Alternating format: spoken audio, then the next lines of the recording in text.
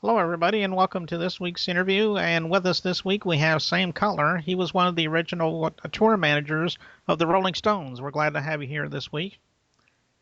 Thank you. Good to Okay. be here. Okay. Well, I guess the first question is when exactly was that? Was that like in 66, 67? What year was 69. 69? Okay. Yeah, on the 69 tour of America. Okay. And I know there's probably a lot of people that are watching this that probably don't really know what a tour manager is. Maybe you could explain that a little bit.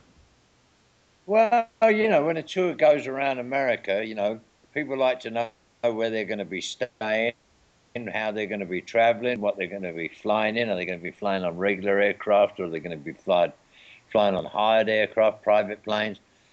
The whole thing about a tour is that you've got 80, 90, 100 people on tour. Everybody needs to know where they've got to go. There's got to be a plan, that everyone subscribes to. So the tour manager is kind of like the general in an army. He's the guy that's saying, well, this is what's happening to everyone. And then it goes kind of filters down to the lower ranks. It's an Right. important job. He's the last man standing. Whenever there's a problem, the first person that people go to is the manager. Oh, okay. Well, that's good. Does your job require you to kind of tour with the band? I mean, like when you're flying Definitely. and. You do everything. Yeah, Oh, certainly. okay. You're personally looking after the band. Yeah. Well, you must have a couple of interesting stories about the Stones. I don't know if you want to share, I mean, any or not, but if you don't want to, that's fine. But maybe you have a Well, couple of interesting stories. The Rolling Stones love the South. They've been all over the South. I mean, their music is based on music that came from the South. So, yeah, the Stones love the South.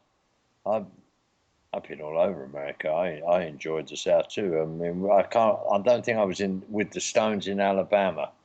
No, but they've played Alabama for sure Mm. over their long career. They like the South. As far as any personal stories, I mean, do you have any memories from back then when you were touring with the Stones that you'd like to share with? I mean, like I said, if they're personal stories, you don't have to worry about Well, that. We were just. one of the things about being a tour manager is you know how to keep secrets.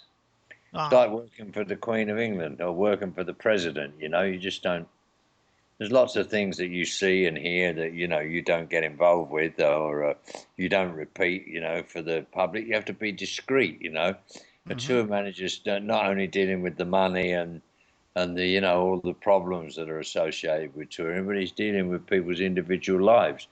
I will say the Stones, are very good to work with. They're very professional. They've been doing this for a long time, man. They know how to do it. So yeah, they were good to work for.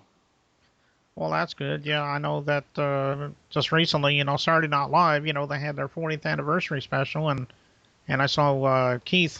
He was on the show briefly, Yeah, and it's still good to see that all of them are pretty much alive and kicking. pretty And much alive and kicking, which is quite miraculous, really, when you think about it. right, Yeah, it's like the Grateful Dead. I mean, the Stones. I mean, the Stones have played longer than the Grateful Dead, more years than the Grateful Dead.